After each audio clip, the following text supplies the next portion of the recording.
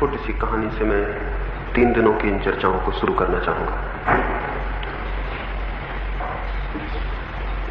एक व्यक्ति बहुत विस्मरणशील था, छोटी छोटी बातें भी भूल जाता। बड़ी कठिनाई थी उसके जीवन में, कुछ भी स्मरण रखना उसे कठिन था। रात वो सोने को जाता तो अपने कपड़े उतारने में भी उसे कठिनाई होती, क्योंकि सुबह टोपी उसने कहां पहन रखी थी और चश्मा कहां लगा रखा था और कोट कैस भांति पहन रखा था, वो भी सुबह तक भूल जाता। तो करीब करीब कपड़े पहनकर ही सो जाता था ताकि सुबह फिर से स्मृति को कष्ट देने की जरूरत न पड़े। पास में ही एक चर्च था और चर्च के पुरोहित ने जब उसके विस्मरण की ये बात सुनी तो बहुत हैरान हुआ। और एक रविवार की सुबह जब वो आदमी चर्च आया था तो उसे कहा, एक किताब पर लिख रखो कौन सा कपड़ा कहां पहन रखा था, किस भांति पहन रखा था, ताकि तुम रात में कपड़े उतार सको और सुबह उस किताब के आधार पर उन्हें वापस पहन सको। उस रात उसने कपड़े उतार दिए और किसी किताब पर सब लिख लिया।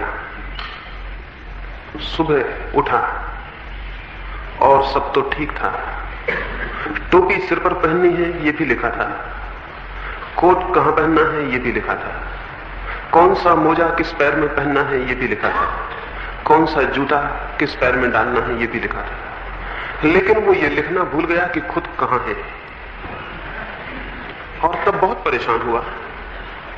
सब चीजें तो ठीक थी और सब चीजें कहां पहननी ये भी ज्ञात था, लेकिन मैं कहां हूं ये वो रात लिखना भूल गया था। वो सुबह मुंह अंधेरे ही पादरी के घर पहुंच गया। नग्न था बिल्कुल। पादरी भी देख के घबरा गया और पहचान न पाया। हमारी सारी पहचान तो वस्त्रों की है, नग्न व्यक्ति को देख के शायद हम भी न पहचान पाए कि वो कौन है। पादरी बहुत हैरान हुआ। उसने पूछा, आप कौन हैं और कैसे आए? उस व्यक्ति ने कहा, यही तो पूछने में भी आया हूं कि मैं कौन हूं और कहां हूं, क्योंकि बाकी सारे वस्त्र तो ठीक है, लेकिन रात में ये लिखना भूल गया, अपने बाबत लिखना भूल गया। पता नहीं उस धर्म पुरोहित ने क्या उसे कहा, उससे कोई संबंध भी नहीं। लेकिन इस कहानी से मैं इसलिए इन 3 दिनों की चर्चाओं को शुरू करना चाहता हूं, क्योंकि करीब करीब इसी हालत में हम सारे लोग हैं। हमें ज्ञात हैं बहुत सी बातें, जीवन का सब कुछ ज्ञात है, सिर्फ एक तथ्य को छोड़कर कि हम कहां हैं और कौन है। मैं कौन हूं इसका हमें कोई भी स्मरण नहीं है। और उस व्यक्ति के साथ तो बात ठीक भी थी, क्योंकि वो और सब बातें भी भूल जाता था, इसलिए ये बहुत स्वाभाविक मालूम होता है कि अपने को भी भूल जाए। लेकिन हमारे साथ बड़ी मुश्किल है, हमें और सब बातें तो याद है, ये हमें याद नहीं कि हम कौन हैं और कहां हैं। इसलिए उस पर हंसना उतना उचित नहीं है जितना अपने पर हंसना उचित होगा। विस्मरण उसकी आदत थी, विस्मरण हमारी आदत नहीं है। और सब कुछ हमें स्मरण है, सिर्फ एक बात स्मरण नहीं है। इसलिए हम कपड़े भी ठीक से पहन लेते हैं और जूते भी, और घर भी ठीक से बसा लेते हैं, लेकिन जीवन हमारा ठीक नहीं हो पाता है। जीवन हमारा ठीक होगा भी नहीं। जो केंद्रीय है जीवन में, उसकी हमें कोई स्मृति नहीं है। और मैंने कहा कि नग्न जब वो धर्म पुरोहित के द्वार पर खड़ा हो गया तो धर्म पुरोहित भी पहचान नहीं पाया कि वो कौन है, क्योंकि हम सभी एक दूसरों को वस्त्रों से पहचानते हैं। यहां हम इतने लोग आए हैं, अगर निर्वस्त्र आ जाएं तो कोई किसी को पहचान भी नहीं सकेगा कि कौन कौन है। लेकिन ये तो ठीक भी है कि हम दूसरों को वस्त्रों से पहचाने। बड़े मजे और आश्चर्य की बात तो यह है कि हम अपने को भी अपने वस्त्रों से ही पहचानते हैं। अपनी आत्मा का तो हमें कोई स्मरण नहीं, अपने स्वरूप का तो हमें कोई बोध नहीं, तो अपने वस्त्रों, और बहुत प्रकार के वस्त्र हैं। जो वस्त्र हम पहने हुए हैं वे धन के, पदवियों के, पदों के, सामाजिक प्रतिष्ठा के, अहंकार के, उपाधियों के, वो सारे वस्त्र हैं, और उनसे ही हम अपने को भी पहचानते हैं। वस्त्रों से जो अपने को पहचानता है वो उसका जीवन यदि अंधकारपूर्ण हो जाए, यदि उसका जीवन दुख से भर जाए, पीड़ा और विपन्नता से, तो आश्चर्य नहीं है। क्योंकि वस्त्र हमारे प्राण नहीं है, वस्त्र हमारी आत्मा नहीं है। लेकिन हम अपने को अपने वस्त्रों से ही जानते हैं, उससे गहरी हमारी कोई पहुंच नहीं है। इन 3 दिनों में इन वस्त्रों के पार जो हमारा होना है, उस तरफ, उस दिशा में कुछ बातें आपसे कहूंगा और ये स्मरण दिलाना चाहूंगा कि जो वस्त्रों में खोया है वो अपने जीवन को गंवा रहा है, और जो केवल वस्त्रों में अपने को पहचान रहा है वो अपने को पहचान ही नहीं रहा है, वो अपने को पा भी नहीं सकेगा। और जो व्यक्ति अपने को ही ना पा सके, उसके और कुछ भी पा लेने का कोई भी मूल्य नहीं है। अपने को खोकर अगर सारी दुनिया भी पाई जा सके तो भी उसका कोई मूल्य नहीं है। एक और छोटी कहानी मुझे स्मरण आई, वो मैं कहूं और फिर आज की सुबह इस आत्मविस्मरण के संबंध में जो मुझे कहना है वो आपको कहूंगा। 3 मित्र यात्रा पर निकले। पहली ही रात एक जंगल में उन्हें विश्राम करना पड़ा। खतरनाक स्थान था, जंगली जानवरों का डर था, डाकू और लुटेरों का भी भय था। अंधेरी रात थी तो उन तीनों ने तय किया कि एक एक व्यक्ति जागता रहे, 2 सोए, एक जागा हुआ पहरा दे।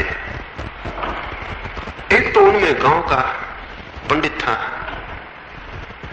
एक उसमें गांव का लड़ाका बहादुर छत्री था, एक गांव का नाई था।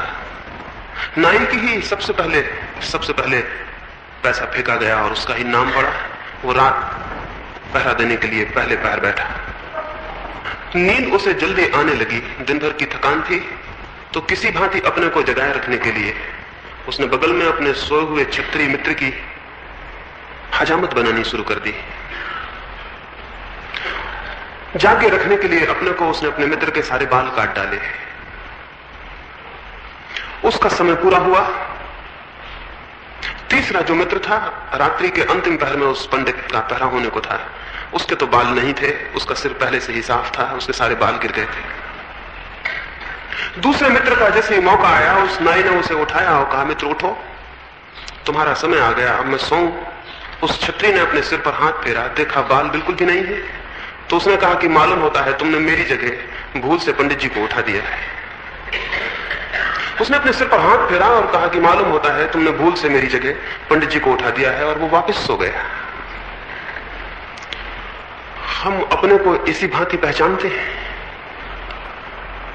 हमारी पहचान हमारे वस्त्रों तक है। अगर बहुत गहरी जाती हो तो अपने शरीर तक जाती है, तो वो भी वस्त्र से ज्यादा गहरा नहीं है। और भी गहरी जाती हो तो मन तक जाती है, मन भी वस्त्रों से ज्यादा गहरा नहीं है। लेकिन उससे गहरी हमारी कोई पहचान नहीं जाती। जीवन में सारा दुख और सारा अंधकार इस आत्म अज्ञान से पैदा होता है। केंद्र पर, अपने स्वयं के केंद्र पर अंधकार होता है और हम सारे रास्तों पर दिए जलाने की कोशिश करते हैं। वे सब दिए काम नहीं पड़ते, क्योंकि मेरे भीतर अंधकार होता है तो मैं जहां भी जाता हूं अपने साथ अंधकार ले जाता हूं। उन रास्तों पर भी जहां की मैंने प्रकाश के दिए जलाए हैं, मेरे पहुंचने से अंधकार हो जाता है, क्योंकि मैं अंधकार हूं। जब तक मैं स्वयं को नहीं जानता तब तक मैं अंधकार हूं। मैं अपने अंधकार को लिए फिरता हूं जीवन में, और सारे लोग अपने अपने अंधकार को लिए फिरते हैं। हम सब जहां इकट्ठे हो जाते हैं वहां अंधकार बहुत घना हो जाता है।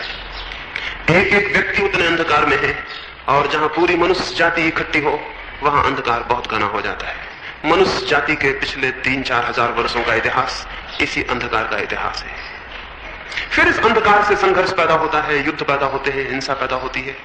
इस अंधकार से ईर्ष्या पैदा होती है, घृणा पैदा होती है, क्रोध पैदा होता है। इस अंधकार से विध्वंस पैदा होता है। हम खुद दुखी होते हैं, औरों को दुखी करते हैं। ये कोई 3-4 हजार वर्षों से चला है, और अब तक हम सफल नहीं हो पाए इस बात में कि एक ऐसा समाज निर्मित हो सके जिसका जीवन प्रकाश से आलोकित हो, प्रकाश से मंडित हो। क्या आपको ज्ञात है कि 3000 वर्षों में कोई 14,600 युद्ध हुए? केवल 3000 वर्षों में 14,600 युद्ध, कोई 15,000 युद्ध, प्रतिवर्ष 5 युद्ध। हम शायद लड़ते ही रहे हैं, हमने कुछ और नहीं किया। और ये तो बड़े बड़े युद्धों की बात है। रोज हम जो छोटी छोटी लड़ाइयां लड़ रहे हैं उनकी तो कोई गिनती नहीं है। जो हम रोज छोटी छोटी हिंसा कर रहे हैं उसका तो कोई आकलन नहीं, कोई गणना नहीं है। अगर 3000 वर्षों में 15,000 युद्ध में लड़ने पड़े हों तो क्या इससे ये सूचना नहीं मिलती है कि मनुष्य जाति का मस्तिष्क किसी बहुत गहरे रोग से पीड़ित है। कोई इन 3000 वर्षों में मुश्किल से थोड़े से वर्ष हैं जब युद्ध न हुआ हो, और उन वर्षों को भी हम शांति का समय नहीं कह सकते, क्योंकि उन क्षणों में हमने नए युद्धों की तैयारियां की हैं। या तो हम लड़ते रहे हैं या हम लड़ने की तैयारियां करते रहे हैं। मनुष्य के पूरे इतिहास को 2 खंडों में बांटा जा सकता है, युद्ध के खंड और युद्ध की तैयारियों के खंड। शांति हमने अब तक नहीं जानी, और व्यक्तिगत जीवन में भी हम देखें तो शांति का कहीं कोई पता नहीं मिलेगा।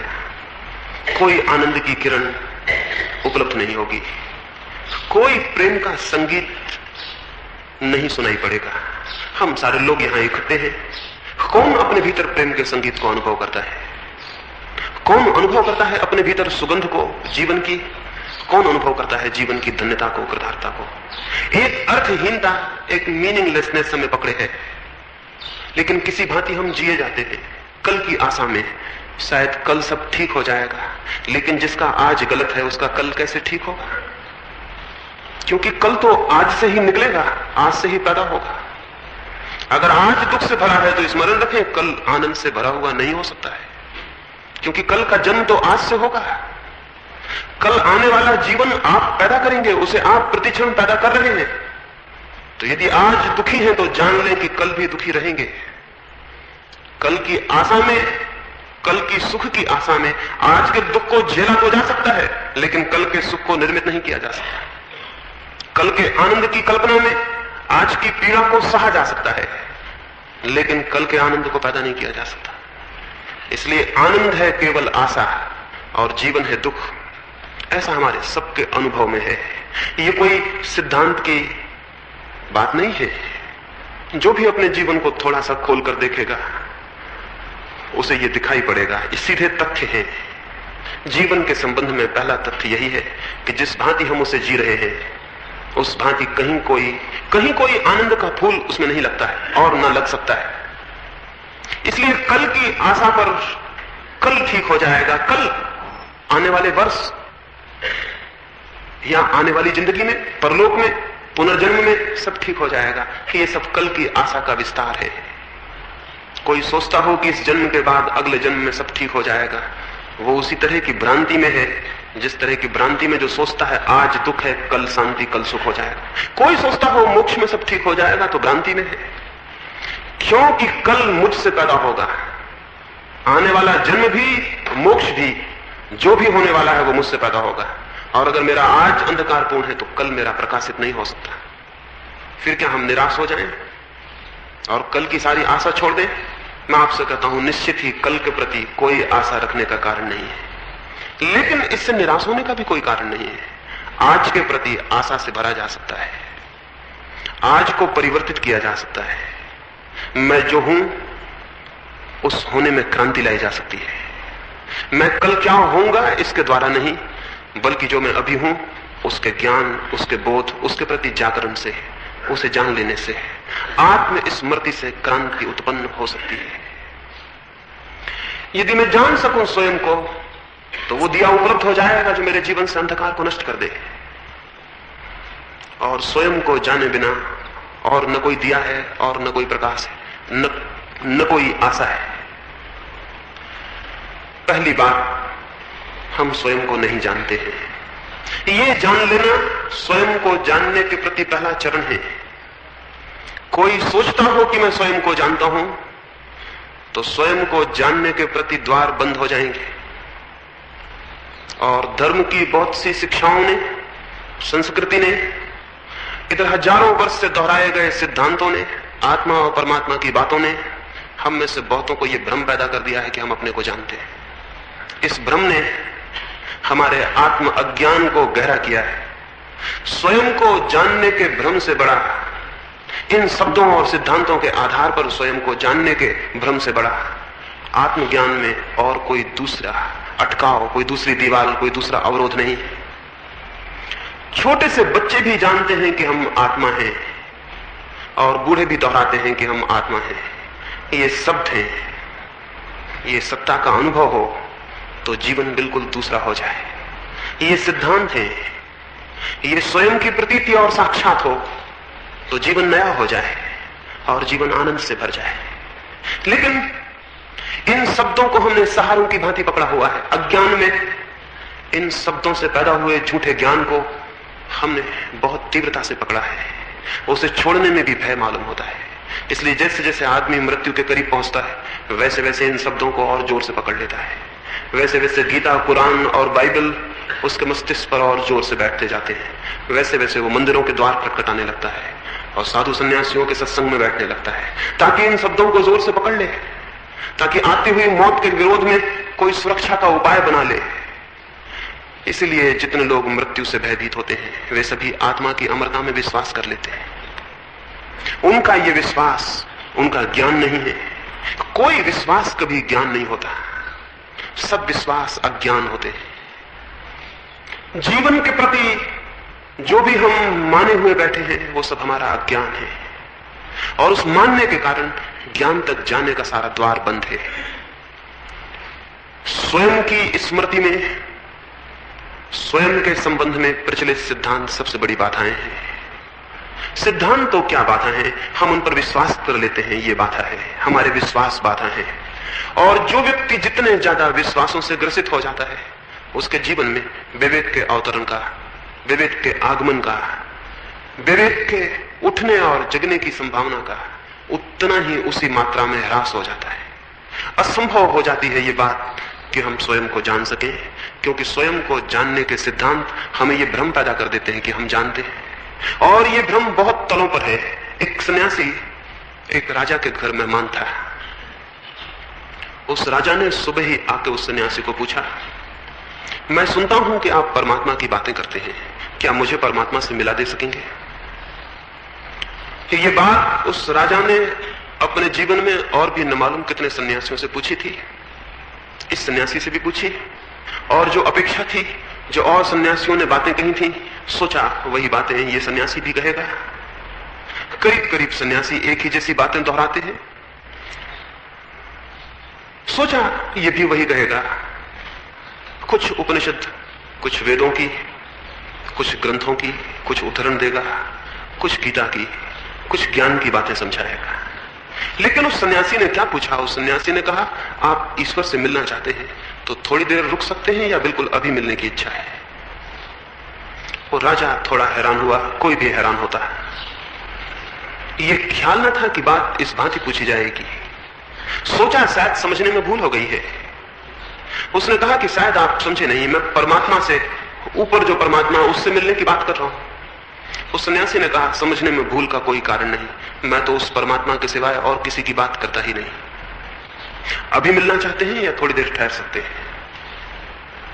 उस राजा ने कहा, जब आप कहते ही हैं तो मैं अभी ही मिलना चाहूंगा। ऐसे उसकी कोई तैयारी नहीं थी इतने जल्दी परमात्मा से मिलने की, और किसी की भी इतने जल्दी कोई तैयारी नहीं होती। ईश्वर के खोजियों से पूछा जाए अभी मिलना चाहेंगे तो वो भी कहेंगे कि हम थोड़ा सोच कर आते हैं, विचार के आते हैं। हम थोड़ा मित्रों से पूछ लें, पति हो तो पत्नी से पूछ ले, पत्नी हो तो पति से पूछ ले, हम जरा अपने घर के लोगों से पूछ लें, फिर हम लौट के आते हैं। इसी वक्त तो ईश्वर से मिलने को कौन तैयार होगा? वो राजा भी तैयार नहीं था। लेकिन जब बात ही, मुसीबत ही आ पड़ी थी सिर पर, तो उसने कहा कि ठीक है, आप कहते हैं तो मैं अभी मिल लूंगा। सन्यासी ने कहा, लेकिन इसके पहले कि मैं आपको परमात्मा से मिलाऊं, ये छोटा सा कागज है, इस पर अपना परिचय लिखते हैं।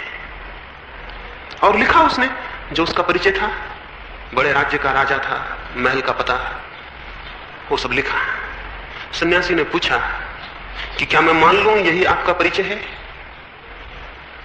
क्या मैं मान लूं कि कल आप भिखारी हो जाएं और राज्य छिन जाए तो बदल जाएंगे? उस राजा ने कहा कि नहीं, राज्य छिन जाए तो भी मैं तो मैं ही रहूंगा। तो सन्यासी ने कहा कि फिर राजा होना आपका परिचय नहीं हो सकता, क्योंकि राज्य छिन जाने पर भी आप रहेंगे और आप ही रहेंगे, भिखारी होने पर भी आप ही रहेंगे। तो फिर राजा होना आपका परिचय नहीं हो सकता। और ये जो नाम लिखा है, माँ बाप दूसरा नाम भी दे सकते थे, और आप भी चाहें तो दूसरा नाम रख ले सकते हैं, उससे भी बदल नहीं जाएंगे। उस राजा ने कहा, नाम से क्या फर्क पड़ता है, मैं तो मैं रहूंगा, नाम कोई भी हो। तो सन्यासी ने कहा, इसका अर्थ हुआ कि आपका कोई नाम नहीं है, नाम केवल काम चलाऊ बात है। कोई भी नाम काम दे सकता है, इसलिए नाम भी आपका परिचय नहीं है। तो फिर क्या मैं मानूं कि आपको अपना परिचय पता नहीं है? क्योंकि दो ही बातें आपने लिखी हैं, राजा होना और अपना नाम। उस राजा ने वो कागज वापस ले लिया और कहा, मुझे क्षमा करें, अगर मेरा नाम, मेरा धन, मेरा पद और मेरी प्रतिष्ठा मेरा परिचय नहीं है तो फिर मुझे पता नहीं कि मैं कौन। उस सन्यासी ने कहा, फिर परमात्मा से मिलाना बहुत कठिन है, क्योंकि मैं किसको मिलाऊं, मैं किसकी खबर भेजूं, कौन मिलना चाहता है, मैं किसकी खबर भेजूं, कौन मिलना चाहता है।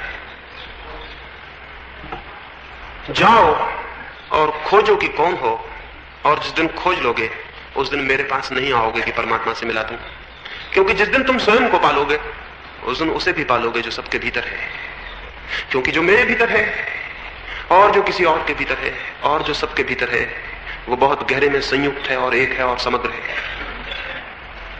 लेकिन इस मैं का तो हमें कोई भी पता नहीं है।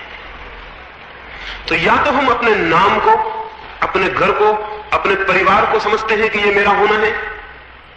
अगर किसी भांति इससे हमारा छुटकारा हो जाए और हम ये जान सकें कि मेरा नाम, मेरा घर, मेरा वंश, मेरा राष्ट्र, मेरी जाति, मेरा धर्म, ये मेरा होना नहीं है, अगर किसी भांति ये बोध भी आ जाए तो फिर हम तोतों की भांति उन शब्दों को दोहराने लगते हैं जो ग्रंथों में लिखे हैं और शास्त्रों में कहे।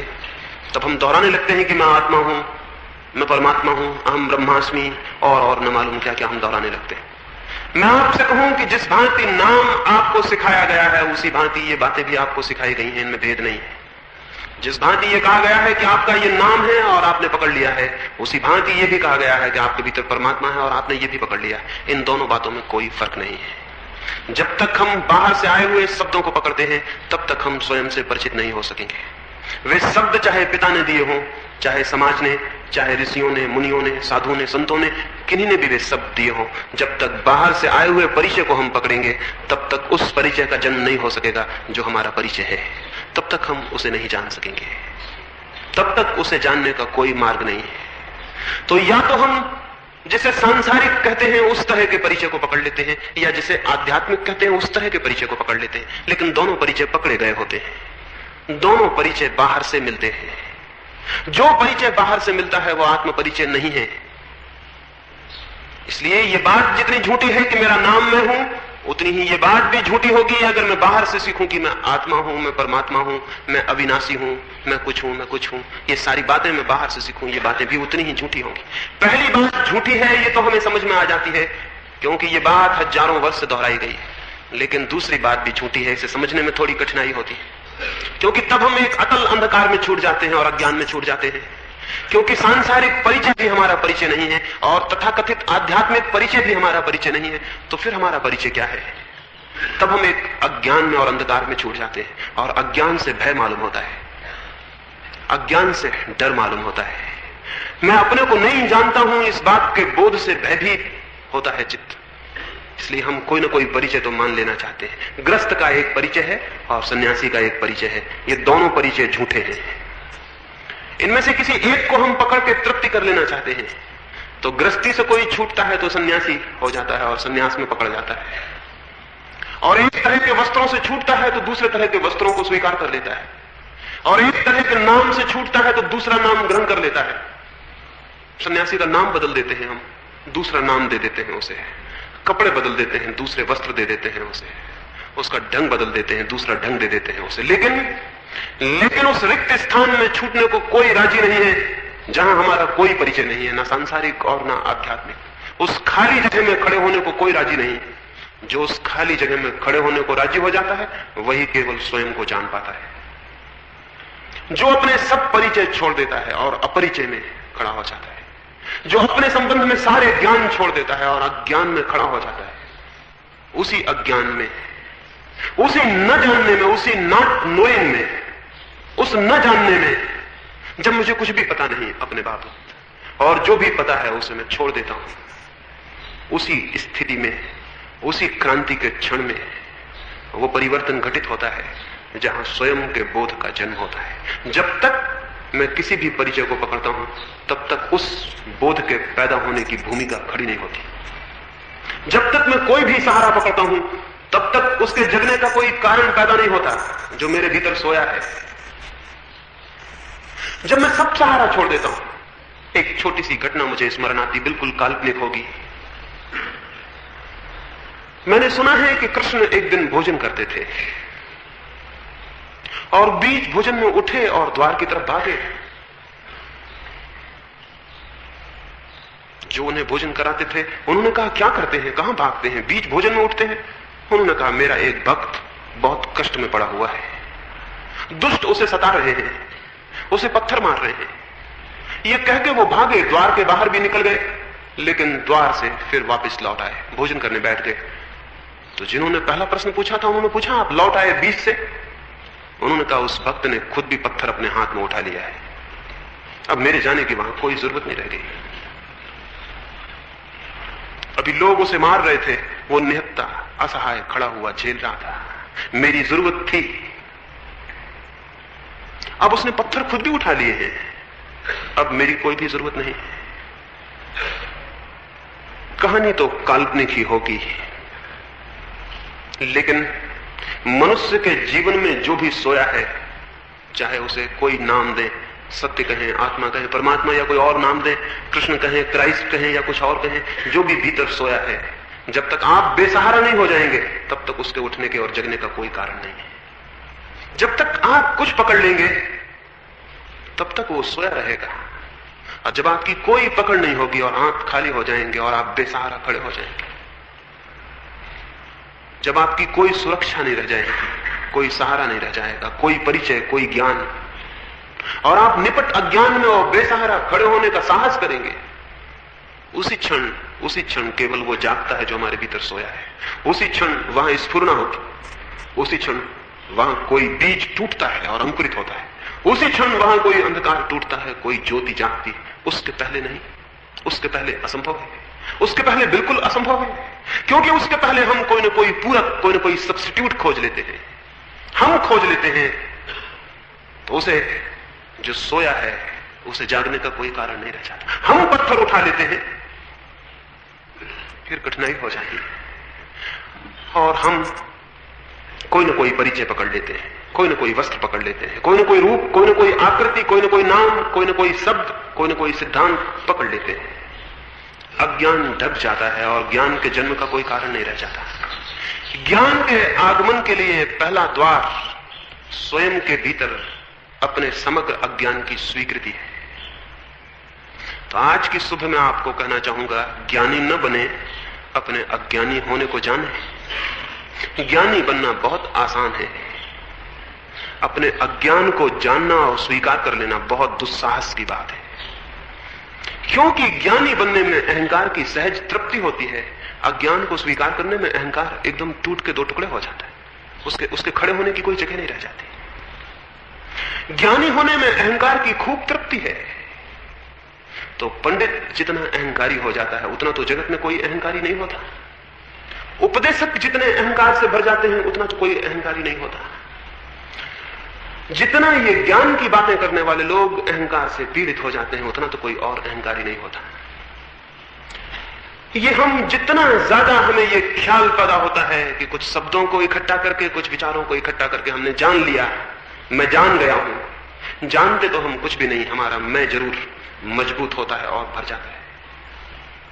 और फिर जिस चीज से भरने लगता है उसको हम इकट्ठा करने लगते हैं। कोई धन इकट्ठा करने लगता है क्योंकि धन के इकट्ठे करने से अहंकार बढ़ता हुआ मालूम पड़ता है। कोई बड़े महल बनाने लगता है, ताजमहल खड़े करने लगता है, कोई कुछ और करने लगता है क्योंकि उससे अहंकार बढ़ता है। कोई त्याग करने लगता है क्योंकि उससे अहंकार बढ़ता है। और हमारा अहंकार बड़ा सूक्ष्म है, वो निरंतर अपने को भरने की कोशिश करता है।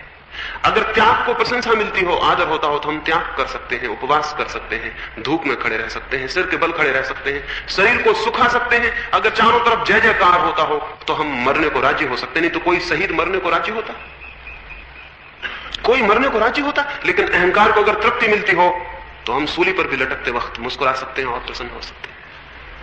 एक फकीर था नसीरुद्दीन, फकीर हुआ उसके पहले एक राजा के घर वजीर था। राजा और नसीरुद्दीन एक दफा शिकार करने को गए, एक जंगल में रास्ता भटक गए और एक छोटे से गांव में सुबह सुबह रास्ता खोजते हुए पहुंचे। भूख लगी थी, एक घर में गए और उन्होंने नाश्ते के लिए प्रार्थना की। उस गरीब आदमी के पास 2-4 अंडे थे, उसने कुछ बनाया अंडों से और उन्हें भेंट किया। चलते वक्त राजा ने कहा, कितना पैसा हुआ? उस देश की मुद्रा में उस गरीब आदमी ने कहा 50 रुपया। राजा बहुत हैरान हुआ, 2-4 अंडों की कीमत 2-4 पैसे भी नहीं थी। 50 रुपया? उसने वजीर नसीरुद्दीन से पूछा, क्या बात है, are eggs so rare in this part of the country? क्या इस हिस्से में अंडे इतने कम मिलते हैं? उस नसीरुद्दीन ने कहा कि नहीं, eggs are not rare sir, but kings are. अंडे नहीं, अंडे तो बहुत मिलते हैं, अंडे कम नहीं मिलते, लेकिन इस हिस्से में राजा बहुत मुश्किल से मिलते हैं। वो राजा 50 रुपए देने की कल्पना भी नहीं करता था, लेकिन जैसे ही उसे पता चला राजा बहुत मुश्किल से मिलते हैं, उसने 50 रुपए दिए और 50 रुपए इनाम दी नसीरुद्दीन को कि तुमने एक बहुत अद्भुत बात कही। 50 रुपए अंडे के भी चुकाए और 50 रुपए इनाम भी दी। क्यों? बड़ी तृप्ति हुई। राजा बहुत मुश्किल से मिलते हैं। ये जो हमारी अस्मिता है, रोज रोज इस बात की तृप्ति खोजती रहती है। जिस चीज से आप न्यून होते जाते हैं, वही चीज आपके अहंकार की तृप्ति करने लगती है। एक नगर में एक महल ऊपर उठने लगता है, जब तक दूसरे मकानों के बराबर होता है तब तक कोई तृप्ति नहीं होती। जब दूसरे मकानों से ऊपर उठने लगता है तो तृप्ति होनी शुरू हो जाती है। और जितना ऊपर उठने लगता है और जिस दिन अकेला रह जाता है, उस गांव में एक ही रह जाता है ऊंचा मकान, उस दिन खूब तृप्ति होने लगती है। न्यूनता, अहंकार मानता है न्यूनता। कोई त्याग करने लगता है, कोई धन इकट्ठा करने लगता है, कोई विचार का संग्रह करने लगता है, ज्ञानी बनने लगता है। और जिस दिन वो ज्ञानी बनता जाता है और अकेला, और धीरे धीरे लगता है वो अकेला ही रह गया मालिक उस ज्ञान का और कोई भी मालिक नहीं, उस दिन बड़ी गहन तृप्ति होने लगती है। लेकिन अहंकार जितना जितना पुष्ट हो जाता है, स्वयं को जानना उतना ही असंभव हो जाता है। जितनी अस्मिता गहरी हो जाती है, ये जो ईगो है, ये जो मैं हूं, ये जितना सख्त और ठोस हो जाता है, उतना ही उसे जानना मुश्किल हो जाता है। जो मैं हूं, जो मेरा वास्तविक होना। क्यों? क्योंकि अस्मिता मेरे द्वारा निर्मित है, अहंकार मेरा निर्माण है, और मैं मेरा निर्माण नहीं हूं। मेरा होना, मेरी आत्मा, मेरी वास्तविकता मेरा निर्माण नहीं है। अस्मिता, अहंकार मेरा निर्माण है, मेरा क्रिएशन है। एक ने बड़े मकान को बना के अपने अहंकार को निर्मित किया है, एक ने धन इकट्ठा करके, एक ने राष्ट्रपति तक की यात्रा पूरी करके अपने अहंकार को इकट्ठा किया है, एक ने ज्ञान को इकट्ठा करके अपने अहंकार को इकट्ठा किया। ये हमारा निर्माण है, ये हमने बनाया, और मैं मेरा निर्माण नहीं हूं। तो वो जो मेरे भीतर अनिर्मित है, असृष्ट है, जो मेरे भीतर मेरे जानने, मेरे होने के पहले है, मेरे करने के पहले है, मेरे जन्म के पहले जो मेरे भीतर है, उसे जानने के लिए जिस अहंकार को मैंने निर्मित किया है, ये बाधा बन जाएगा। इसलिए न तो त्यागी जानता है, और न ज्ञानी, और न धनी, और न पदलोलुप, और न महत्वाकांक्षी। कौन जानता है? जानने के द्वार पर पहली तो बात यही है कि वो जान पाता है जो सब भांति नहीं जानता हूं, इसकी स्वीकृति को उपलब्ध होता है। इस स्वीकृति को जानते ही, पहचानते ही कि मैं नहीं जानता हूं, और कोई पकड़ने का ख्याल नहीं रह जाता। मैं खाली हाथ खड़ा रह जाता हूं, खाली हाथ खड़ा रह जाता हूं, खाली मन। मैं आपसे पूछूं आपका नाम क्या है, आप बहुत जल्दी उत्तर दे देते हैं कि मेरा नाम राम है, विष्णु है, या कुछ और है। क्यों? इतने विश्वस्त हैं कि यह आपका नाम है। कभी सोचा, कभी विचारा कि मैं ये क्या कह रहा हूं? एक जल्दी से नाम निकल आता है, हम नाम उत्तर दे देते हैं, बात खत्म हो जाती है। कभी थोड़ी देर ठहर जाएं और सोचें मेरा नाम है कुछ, तो शायद भीतर एक सन्नाटा हो जाए, एक साइलेंस हो जाए, एक मौन हो जाए। कोई नाम खोजे से न मिले तो एक मौन पैदा हो जाए। हम कोई किसी से प्रश्न पूछते हैं, उसे मालूम होता है तो शीघ्र उत्तर दे देता है। मालूम होने का मतलब, अगर उसकी स्मृति में कुछ होता है तो उत्तर दे देता है। मैं पूछूं 2 और 2 कितने होते हैं, आप कह देते हैं 4, क्योंकि आपकी स्मृति ने सीख रखा है 2 और 2 4 होते हैं। पूछा, उत्तर दे दिया। मैं आपसे पूछूं भीतर कौन है, आप कह दें आत्मा, ये भी स्मृति ने सीख रखा है 2 और 2 4 वाला उत्तर दे दिया गया। लेकिन स्मृति ज्ञान नहीं है। तो स्वयं की खोज में पूछते वक्त कि मैं कौन हूं, उत्तर की अपेक्षा न करें, क्योंकि जो भी उत्तर आएगा वो स्मृति से आएगा, झूठा होगा, सीखा हुआ होगा। सब सीखी हुई बातें झूठी होती, ज्ञान नहीं बनती। कुछ भी सीखा हुआ ज्ञान नहीं बनता है। जीवन में जो क्षुद्र है वो सीखा जा सकता है, क्योंकि वो बाहर है। जीवन में जो विराट है वो सीखा नहीं जा सकता, क्योंकि वो भीतर है। जो भीतर है उसे बाहर से नहीं सीखा जा सकता, उसे जाना जा सकता, उसे उगाड़ा जा सकता, उसे डिस्कवर किया जा सकता, उसे पहचाना जा सकता है, लेकिन सीखा नहीं जा सकता। उसे जाना जा सकता है लेकिन याद नहीं किया जा सकता। तो जब भी प्रश्न पूछे कि मैं कौन हूं, और वो मनुष्य कभी धार्मिक ना हो पाएगा जिसने अपने से ये ना पूछा हो कि मैं कौन, और वो मनुष्य कभी सत्य को ना जान पाएगा और कभी आनंद को भी उपलब्ध ना हो पाएगा जिसने अपने प्राणों की सारी गहराई में न पूछा हो कि मैं कौन हूं। और अगर कोई भी उत्तर आता हो तो उत्तर को इंकार कर दे, क्योंकि उत्तर सीखा हुआ होगा, स्मृति से आया हुआ होगा। और स्मृति तो केवल वही जानती है जो सीख लिया गया है। स्मृति उसे नहीं जानती जिसे हम नहीं जानते, जो अज्ञात है, अननोन है, जो अभी अपरिचित है, उसे स्मृति नहीं जानती है। स्मृति तो जो सीख लिया गया उसका संग्रह है। स्मृति के उत्तर को इंकार करें। स्मृति कहे विष्णु हो तो उसे जाने दें, उसे पकड़े ना। स्मृति कहे आत्मा हो, उसे जाने दें, उसे पकड़े ना। स्मृति कहे परमात्मा हो, स्मृति कहे कुछ भी नहीं केवल पदार्थ हो। अगर नास्तिक घर में पले तो स्मृति कहेगी कुछ भी नहीं है केवल शरीर हो। अगर धार्मिक घर में पले स्मृति कहेगी आत्मा हो, अजर अमर आत्मा हो। ये दोनों शिक्षाएं हैं, इनको छोड़ दें। नास्तिक को आस्तिक को जाने दें, ग्रंथों से आए हुए उत्तर को जाने दें। फिर क्या होगा? जब कोई उत्तर ना आएगा तो क्या होगा? जब किसी उत्तर की स्वीकृति ना होगी तो क्या होगा? भीतर एक सन्नाटा हो जाएगा, एक मौन खड़ा हो जाएगा, एक साइलेंस पैदा हो जाएगी। और उसी मौन से, उसी सन्नाटे से, उसी शून्य से उस चीज का अनुभव आना शुरू होता है जो स्वयं का होना है। पूछें मैं कौन हूं और कृपा करके किसी उत्तर को न पकड़े। पूछें मैं कौन हूं और प्रश्न ही रह जाने दें, उत्तर नहीं।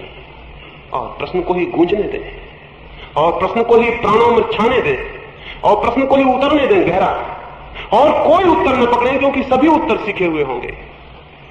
कोई उत्तर हिंदू का, मुसलमान का, जैन का न पकड़े, सब उत्तर सीखे हुए होंगे। प्रश्न रह जाए मैं कौन हूं, तीर की भांति प्राणों को छेदता हुआ। सिर्फ प्रश्न रह जाए मैं कौन हूं और कोई उत्तर न हो तो आप हैरान होंगे। उसी अंतराल में, उसी खाली जगह में, उसी मौन में वो किरण उतरनी शुरू होगी स्वयं की। स्वयं को जानने का पहला साक्षात, स्वयं के अनुभव का पहला बोध, पहला प्रकाश उतरना शुरू होगा। आज की सुबह निवेदन करना चाहता हूं, पूछें अपने से मैं कौन हूं और किसी उत्तर को स्वीकार न करें जो बाहर से आया हुआ हो। किसी उत्तर को स्वीकार न करें, चाहे वो किसी भगवान के अवतार का उत्तर हो, चाहे किसी तीर्थंकर का, चाहे किसी ईश्वर पुत्र का, चाहे किसी पैगंबर का, चाहे किसी बुद्ध पुरुष का, किसी का भी उत्तर हो उसे स्वीकार न करें। परमात्मा की खोज के मार्ग पर, सत्य की खोज के मार्ग पर जो भी बीच में आ जाए उसे विदा कर दें, उसे कहें हट जाओ। चाहे वो तीर्थंकर हो, चाहे ईश्वर पुत्र हो, चाहे भगवान स्वयं हो, उसे कहें कि रास्ता छोड़ दो। मैं जानना चाहता हूं तो मुझे किसी के भी उत्तर को स्वीकार करने की कोई गुंजाइश नहीं है। मैं देखना चाहता हूं तो मैं किसी दूसरे की उधार आंख से नहीं देख सकता। और मेरे प्राण निस्पंदित होना चाहते हैं तो मेरा हृदय धड़केगा तो ही ये हो सकता है, किसी और के हृदय की धड़कन से ये नहीं हो सकता। ये जो हमारा सीखा हुआ ज्ञान है, ये हमारे ज्ञान के जन्म में बाधा है। अज्ञान नहीं, झूठा ज्ञान, सीखा हुआ ज्ञान बाधा है। अज्ञान नहीं, ज्ञान, सीखा हुआ ज्ञान अवरोध है, वही रोक रहा है, वही दीवार बन के खड़ा है। अज्ञान तो अत्यंत निर्दोष स्थिति में खड़ा कर देगा, बहुत इनोसेंस में खड़ा कर देगा, बहुत सरलता में, बहुत निरअहंकार स्थिति में खड़ा कर देगा। इसलिए एक बात, और जो इस बात को पूरा न कर सके वो आगे खोज नहीं कर सकेगा। जो अपने अज्ञान को स्वीकार न कर सके वो आगे खोज नहीं कर सकेगा। सोक्रेटिस के समय में एक व्यक्ति को देवी आती थी, पता नहीं, और उस व्यक्ति से किसी ने पूछा, जब वो आविष्ट था देवी से, पूछा कि यूनान में सबसे बड़ा ज्ञानी कौन थे? उसने कहा सोक्रेटिस, सुकरात। वो सुकरात के पास गया और उसने सुकरात से पूछा कि ये घोषणा हुई है, देवी घोषणा है कि तुम यूनान के सबसे बड़े ज्ञानी हो। उसने कहा जाओ और देवी को कहना कि कुछ भूल हो गई है, क्योंकि मैं तो जैसे जैसे जैसे जैसे खोजता हूं पाता हूं, मुझसे बड़ा और कोई अज्ञानी नहीं।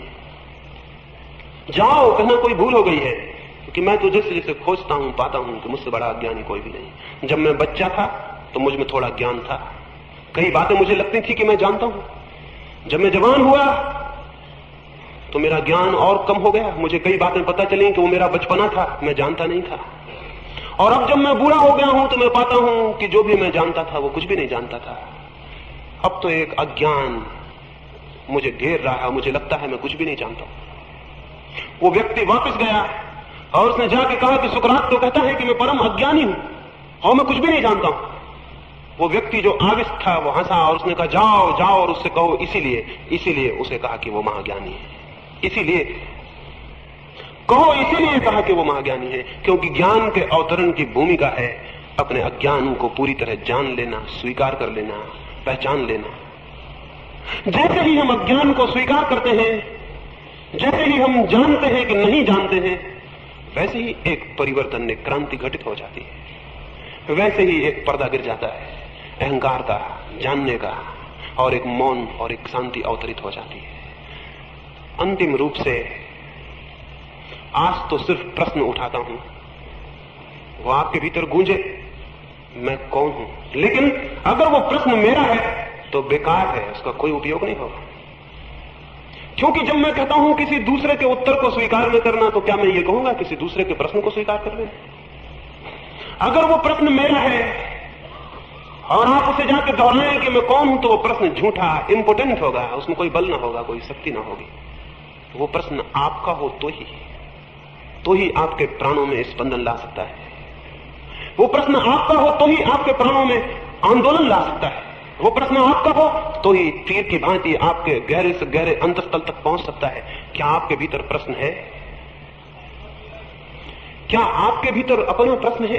क्या जीवन आपके मन में प्रश्न नहीं उठाता? क्या जीवन आपको जिज्ञासा से नहीं भरता? क्या जीवन आपके सामने ये सवाल खड़ा नहीं करता है कि मैं कौन हूं, ये क्या है? क्या आप एकदम बहरे और अंधे हैं? क्या आपके हृदय में कोई जिज्ञासा ही पैदा नहीं होती? अगर होती हो कोई जिज्ञासा, अगर होता हो कोई प्रश्न खड़ा, अगर होती हो कोई प्यास मन में जानने की, पहचानने की, जीवन के सत्य को पाने की, तो उसे इकट्ठा कर लें और उसे एक प्रश्न बन जाने दें। क्योंकि जो और चीजों के संबंध में पूछने जाता है वो दूर निकल गया, उसने बुनियादी प्रश्न छोड़ दिया। बुनियादी प्रश्न तो स्वयं से शुरू होता है, मैं कौन हूं। और अगर भाग्य से, सौभाग्य से आपका प्रश्न खड़ा हो जाए और दूसरों के उत्तर आप विदा कर सके, तो कोई बाधा नहीं है स्वयं को जान लेने में, कोई बाधा नहीं है, कोई बाधा नहीं है, कोई दीवार नहीं है। लेकिन बहुतों के मन में प्रश्न ही नहीं है, बहुतों के मन में जिज्ञासा नहीं है। क्यों? ये तो असंभव है कि प्रश्न कहीं न कहीं न हो, ये तो असंभव है भीतर प्रश्न कहीं न कहीं न हो, फिर भी जिज्ञासा नहीं बनती मालूम पड़ती। क्या होगा कारण? कारण है साहस की कमी है। क्यों? हम केवल वे ही प्रश्न पूछते हैं जिनके उत्तर हमें मालूम है। हम केवल वे ही प्रश्न पूछते हैं जिनके उत्तर हमें मालूम है। मजे से प्रश्न भी पूछ लेते हैं, उत्तर भी दे देते हैं और जीवन में समाधान हो जाता है। हम वे प्रश्न पूछते ही नहीं जिनके उत्तर हमें मालूम नहीं, क्योंकि उन प्रश्नों का पूछना हमारे अज्ञान का उद्घाटक होगा। इसलिए डरते, इसलिए भयभीत रहते हैं, उन प्रश्नों से दूर रहते हैं, उन प्रश्नों से बचते हैं जिनसे हमारे अज्ञान का उद्घाटन हो जाए। साहस चाहिए प्रश्न पूछने को, हिम्मत चाहिए। और हमारा तो उल्टा है हिसाब। जब साहस के और हिम्मत के दिन होते हैं तब तो हम कहते हैं ये धर्म की उम्र ही नहीं। जब बुढ़ापा आ जाए, मौत करीब आने लगे, तब फिर धर्म के दिन आते हैं। जितना साहस कम होता जाए और बल कम होता जाए और जितनी खोज की आकांक्षा कम होती जाए, हम समझते हैं कि तब धर्म के दिन आते हैं। मंदिरों में, चर्चों में बूढ़े लोग इकट्ठे हैं जो या तो मर चुके हैं या मरने वाले हैं, वो लोग वहां इकट्ठे हैं। और धीरे धीरे ये ख्याल पैदा हो गया है कि वो इन्हीं लोगों का काम है। मैं आपसे निवेदन करता हूं, बूढ़ा मन तो कभी धर्म के सत्य को जान ही नहीं सकता। बूढ़ा आदमी नहीं कह रहा हूं, बूढ़ा मन तो कभी जान ही नहीं सकता। चाहिए युवा मन, चाहिए यंग माइंड, चाहिए बल से भरा हुआ मन, साहस से दूर की यात्रा करने का, अज्ञात की यात्रा करने का साहस हो तो प्रश्न खड़े हो जाएंगे। और तब वे ही प्रश्न खड़े होंगे जिनके उत्तर नहीं मालूम है। और जिन प्रश्नों के उत्तर नहीं मालूम है, अगर वे खड़े हो जाएं तो जीवन में एक नए प्रभात की शुरुआत होती है, एक नया मंगल प्रारंभ होता है। उसकी तरफ आंखें उठनी शुरू होती हैं जो सत्य है, सुंदर है, शिव है, उसकी तरफ जो परमात्मा है, उसकी तरफ जो हमारा वास्तविक होना है। और उसे जानकर जीवन का सारा दुख वैसे ही विसर्जित हो जाता है जैसे किसी अंधकारपूर्ण ग्रह में कोई दिया जला दे और सारा अंधकार विलीन हो जाए। कैसे ये दिया जल सकता है, उसकी चर्चा आने वाली चर्चाओं में मैं करूंगा। जो प्रश्न आपके हों और प्रश्न होने चाहिए, उनको संख्या उत्तर दूंगा।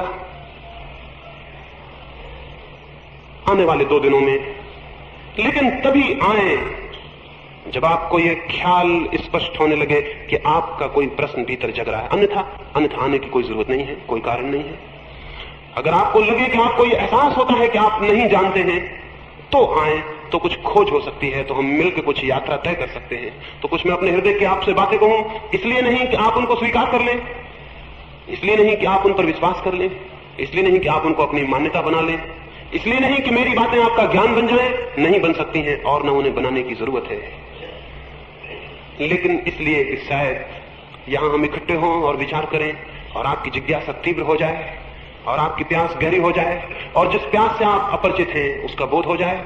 शायद एक खोज का प्रारंभ हो जाए, शायद एक बीज आपके भीतर टूट जाए और एक अंकुर बनने लगे, शायद एक नया जीवन और एक नई गति और एक नए मनुष्य होने की शुरुआत हो जाए। इसलिए 3 दिन थोड़ी सी बातें मैं आपसे करूंगा। आज तो प्रश्न खड़ा करता हूं, उस प्रश्न को साथ लिए जाएं, रात उसे साथ लिए सो जाएं और थोड़ा प्रयोग करके देखें। उत्तर जो भी आता हो उसे बाहर हटा दें, उत्तर जो भी आता हो उसे इनकार कर दें और प्रश्न को गहरा होने दें। जहां आपने उत्तर पकड़ा प्रश्न वहीं मर जाएगा, जहां आपने उत्तर पकड़ा प्रश्न वहीं समाप्त हो जाएगा। तो अगर प्रश्न को गहरे जाने देना है तो उत्तर मत पकड़ना। जब प्रश्न ही प्रश्न रह जाए और कोई उत्तर मन में ना हो, तब कोई चीज जगनी शुरू होगी, तब कोई हमारे भीतर से दौड़ेगा हमारी सहायता को, तब कोई हमारे भीतर से उठेगा हमारी सहायता को, तब हमारे भीतर कोई जगेगा जो सोया है और वही आत्म परिचय बन जाता है, वही आत्मज्ञान बन जाता है। मैं कौन हूं? शोपेनहावर एक सुबह कोई 3 बजे रात जल्दी उठ गया और एक बगीचे में गया। बगीचे में था अंधेरा और शोपेनहावर था विचारक, एकांत पाके जोर जोर से खुद से बातें करने लगा। कोई था नहीं इसलिए कोई डर भी नहीं था। कोई होता है तो हम दूसरे से बातें करते हैं, कोई नहीं होता तो हम अपने से बातें करते हैं। वो भी अपने से बात करने लगा, कोई भी नहीं था। माली की नींद खुली, उसने सोचा रात 3 बजे कौन आ गया है यहाँ, और फिर बातें करता हुआ घूम रहा है और अकेले ही मालूम होता है। माली डरा, सोचा शायद कोई पागल है। उसने लालटेन उठाई, अपना भाला उठाया और गया और दूर से चिल्ला के पूछा डर के मारे, कौन हो? शोपेनहावर हंसने लगा। हंसने से माली और घबरा गया, निश्चित ही पागल है। सुबह सुबह रात आ गया, अपने से बातें करता घूमता है। पूछा कौन हो, उत्तर क्यों नहीं देते? शोपेनहावर ने कहा मेरे मित्र, काश उत्तर दे सकता। इधर 30 वर्षों से अपने से यही पूछ रहा हूं, कौन हूं? खुद को ही पता नहीं चलता, तुम्हें क्या उत्तर दूं? लेकिन मैं आपसे कहूं, शोपेनहावर को इसीलिए पता नहीं चला कि वो पूछता तो था कि मैं कौन हूं, लेकिन बहुत से उत्तर खोजता था उपनिषद में, यहां वहां, कांट में, ईगल में और न मालूम कहां कहां उत्तर खोजता था। इसलिए 30 साल खराब गए और पता नहीं शोपेनहावर को मरते वक्त भी पता चला कि नहीं चला। मैं नहीं समझता कि पता चला होगा, क्योंकि तब भी वो उत्तर खोज रहा था। उत्तर खोज रहा है, भीतर प्रश्न है, उत्तर बाहर खोजे जा रहे हैं, उत्तर नहीं मिलेंगे। मैं आपसे कहता हूं प्रश्न में ही उत्तर छिपा है। बाहर मत खोजें और बाहर के किसी उत्तर को स्वीकार न करें और प्रश्न को आने दें पूरे वेग से कि वो सारे प्राणों के रंध्र रंध्र को भर दे, श्वास श्वास भर दे, हृदय की धड़कन धड़कन उससे भर जाए, प्रश्न ही रह जाए और कुछ ना हो। और तब बिल्कुल वही प्रश्न के साथ ही उत्तर है। वो उत्तर बाहर से नहीं आता है, वो उत्तर भीतर से उपलब्ध होता है। परमात्मा करे वो उत्तर उपलब्ध हो, लेकिन प्रश्न आपको पूछना पड़ेगा। मेरा प्रश्न नहीं हो सकता, किसी और का प्रश्न नहीं हो सकता। तो कल अगर आपके मन में अपना प्रश्न हो तो आए। यहां कोई व्याख्यान नहीं है, कोई उपदेश नहीं है, यहां कोई आपको कुछ समझाने का कोई रस नहीं है, कोई आनंद नहीं है। वो प्रश्न उठता हो तो आए, तो फिर कुछ बात हो सकेगी, तो फिर 2 हृदय किसी तल पर मिल सकते हैं और कोई बात हो सकती है। मेरी बातों को इतने प्रेम से सुना है और ऐसी बातों को जो आपको ज्ञान नहीं देती बल्कि आपके अज्ञान के लिए आग्रह करती हैं, बड़ी कृपा है और दया है। इतने प्रेम से सुना, उससे बहुत अनुग्रहित हूं।